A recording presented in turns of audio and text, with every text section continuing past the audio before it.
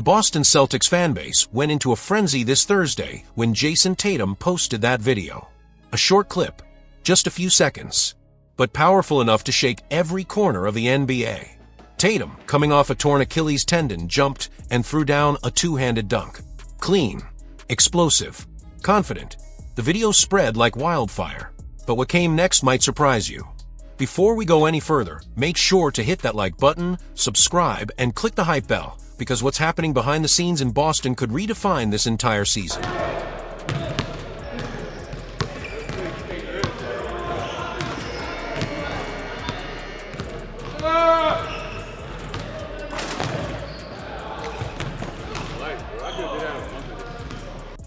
Now here's where things get interesting. Reporters rushed to Joe Mazzulla for his reaction. The question was simple. Did that video make him more optimistic about Tatum's return? You'd expect emotion, relief, maybe excitement. But Mazzulla, calm, controlled, almost cold. His answer was, "It doesn't make me any more optimistic or pessimistic. It is what it is." And that's when people started asking, what does that really mean? Is this just Mazzulla protecting Tatum from pressure? Or could he be hiding something deeper about the real timeline of Tatum's comeback? Sources around the team say Mazzulla has been deeply involved in Tatum's rehab. He's lifted weights with him, stayed through treatment sessions, even rebounded for him during early workouts. It's not just coach-player, it's trust. It's connection. But Mazzulla's tone suggests something else: patience, discipline, maybe even strategy. Tatum's recovery has been ahead of schedule, but Mazzulla refuses to let the hype take over. He knows what happens when stars rush back too soon. The Celtics medical staff has been cautious, calculating every move, preparing for one moment, not November, not December, but April. And that brings us to the big question. If Jason Tatum is already dunking like that, and Mazzulla is this calm about it, what does he know that the rest of the league doesn't? Could the Celtics be quietly planning a playoff return that changes everything? Because if Mazzulla's words mean what some believe they do, the Boston Celtics might not just be waiting for Tatum to return. They might be building something far bigger than anyone expects. The Boston Celtics are standing at a crossroads, one that could reshape not just their roster, but their identity. After the whirlwind summer of 2025, Boston already parted ways with key figures from their championship core. Al Horford gone, Kristaps Porzingis gone, Jrue Holiday traded. Each move carried weight, but all served one clear purpose: escaping the financial squeeze of the NBA's second tax apron. And yet, even after all that, the numbers don't lie. The Celtics are still roughly $12.1 million above the luxury tax threshold of $187.9 million. That means the franchise faces the dreaded repeater tax, a penalty for teams that have paid the tax 3 years in a row. For Boston, it's a dangerous place to be. But what happens next could stun fans. Reports now suggest that the team might cut ties with one of their newest high-priced scorers, and possibly even a fan favorite, to survive financially. Before we dig into this, make sure to hit the like button, subscribe, and click the hype bell, because this story could mark a major turning point in Boston's championship timeline. Let's start with the obvious name on the list, Anthony Simons. The 26-year-old guard, standing at 6'3", arrived in Boston after the trade that sent Jrue Holiday to Portland. He was supposed to represent the future, young, athletic, and a career 38.1% shooter from three-point range. But now his $27.7 million salary could make him a casualty of pure economics. Insiders say the Celtics' cleanest path out of the tax would be to trade Simons for a player earning at least $12 million less. That would immediately bring relief.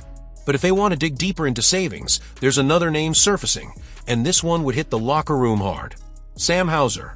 The sharpshooter has quietly become one of the most reliable three-point threats in the NBA, shooting over 42% from deep since joining Boston.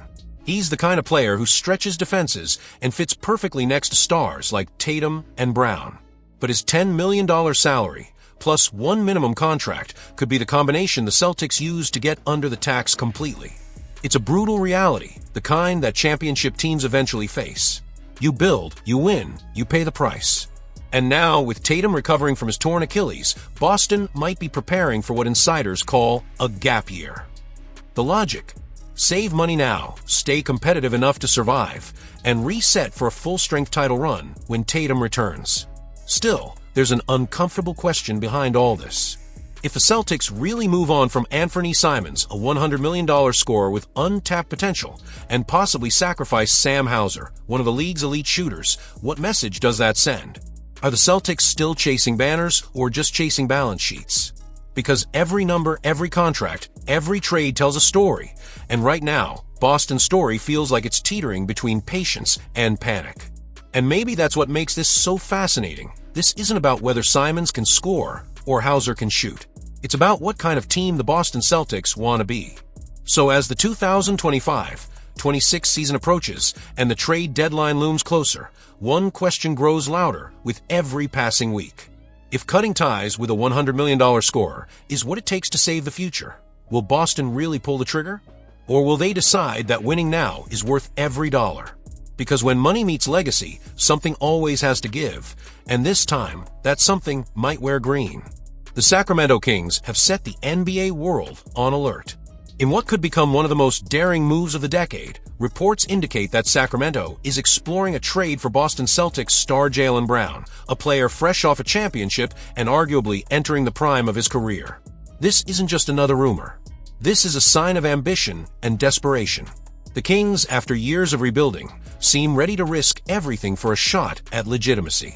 But before we get deeper into this developing story, make sure to hit that like button, subscribe, and click the hype bell, because what's unfolding between Boston and Sacramento could completely reshape the league.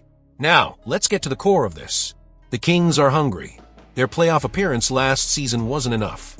De'Aaron Fox is in his prime. Domantas Sabonis is locked in long-term, and the organization feels the window to strike is now. And for a franchise that spent decades outside the championship conversation, that urgency is real. Jaylen Brown represents everything Sacramento wants: star power, playoff experience, and defensive toughness. He's a two-time All-Star, a finals-tested scorer, and one of the few wings in the NBA capable of changing the course of a game on both ends. But here's the catch: acquiring him won't be easy or cheap. The Celtics, meanwhile, are in a delicate position. They're coming off a title but face enormous financial and roster pressures.